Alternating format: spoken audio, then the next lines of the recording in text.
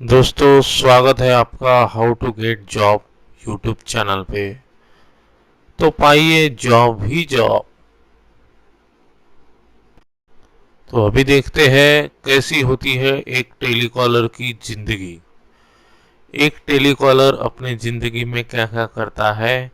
एक टेलीकॉलर को अपनी जिंदगी में सवेरे से लेकर शाम तक क्या क्या करना पड़ता है। एक टेलीकॉलर को वेरियस कंपनीज के अंदर कैसे उसको जॉब प्रोफाइल पे काम करना पड़ता है। एक टेलीकॉलर की ज़िंदगी में क्या क्या कठिनाई होती है और एक टेलीकॉलर को दिन के अंदर 9 घंटे की प्रोफाइल के अंदर क्या काम करना पड़ता है, चलो समझते हैं। तो पहले समझते हैं टेली कॉलिंग का मतलब क्या होता है। टेली कॉलिंग का सीधा मतलब होता है कि दिन भर बात करते रहो, कभी इससे करो, कभी उससे करो, कभी उससे करो, या कभी इससे करो। इसका ही मतलब होता है टेली कॉलिंग। टेली कॉलिंग में आपको सबसे ज़्यादा लेडीज़ दिखने को मिलती है।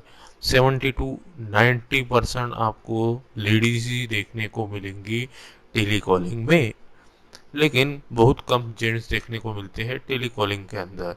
टेली कॉलिंग के अंदर सिर्फ 10 से 15% ही आपको जेंट्स देखने को मिलते हैं। मेजॉरिटी टेली कॉलिंग वाला सेक्शन लेडी लोगों ने पकड़ के रखा है। अभी समझते हैं टेली कॉलर का जॉब कहाँ पे मिलता है। टेली कॉलर का जॉब जो है वो सबसे ज़्यादा बीपीओस में मिलता है। उसके बाद रियल एस्टेट सेक्टर में मिलता है। उसके बाद मैन्युफैक्चरिंग सेक्टर में मिलता है। उसके बाद सर्विस सेक्टर में मिलता है। उसके बाद लॉजिस्टिक सेक्टर में मिलता है। उसके बाद आईटी सेक्टर में मिलता है। उसके बाद उसके बाद कमर्शियल ऑफिसेस में मिलता है। तो ऐसे वेरियस सेक्टर्स में टेलीकॉलर्स का काम होता है और इसमें सबसे ज़्यादा, जैसे मैंने आपको पहले ही बोला है, सबसे ज़्यादा लेडीज़ ही देखने को मिलती है।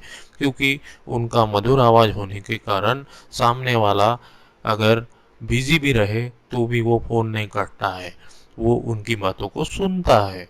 लेकिन वही अगर वहाँ पे जेंट्स रहता है तो वो सामने वाला अगर बिजी होता है तो वो सामने से जल्दी से फ़ोन काट देता है। लेकिन वही अगर लेडीज़ होती है तो वो फ़ोन नहीं काटता है, बिजी होने के बावजूद भी वो सुनते रहता है। इसीलिए सबसे ज़्यादा टेली कॉलिंग में आपको 80 to 90% या 70 to 80% लेडीज़ ही देखने को मिलती है। अभी समझते हैं टेली कॉलर का काम क्या होता है। देखो, एक टेली कॉलर जो है अपनी कंपनी के इंफॉर्मेशन लोगों को देता है। जैसे कि वो कंपनी क्या मैन्युफैक्चरिंग करती है। अभी देखिए, आपको तो पता ही है, दो तरह की कंपनीज होती है, एक मैन्युफैक्चरिंग करने वाली, एक सर्विस देने वाली। अभी दोनों को भी अपना सेल तो करना है।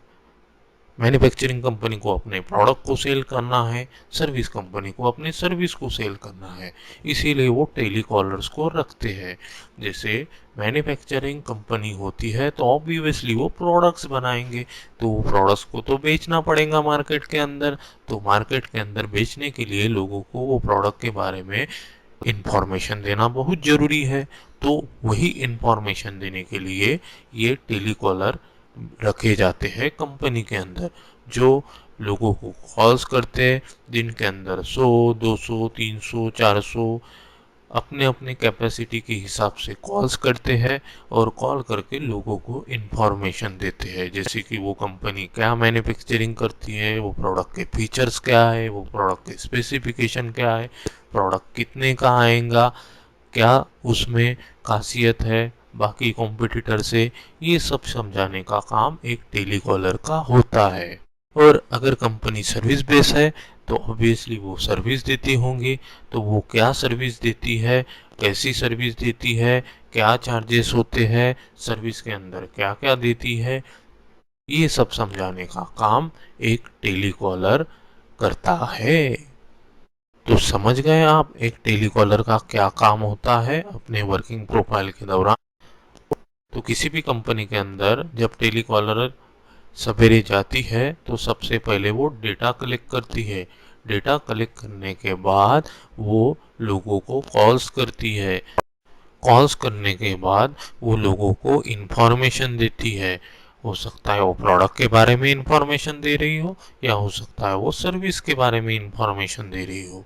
वो इन्फॉर्मेशन देते टाइम लोगों के क्वेश्चंस को, क्वेरीज को सॉल्व करने की कोशिश करती है, क्योंकि उसको कंपनी अपनी ओर से ट्रेनिंग देती है कि वो प्रोडक्ट क्या है, कैसे बनता, उसके क्या फीचर्स हैं, ये सब ऑलरेडी टेलीकॉलर को ट्रेनिंग दी रहती है। वही ट्रेनिंग के भरोसे वो लोगों को इन्फॉर्मेशन देती है।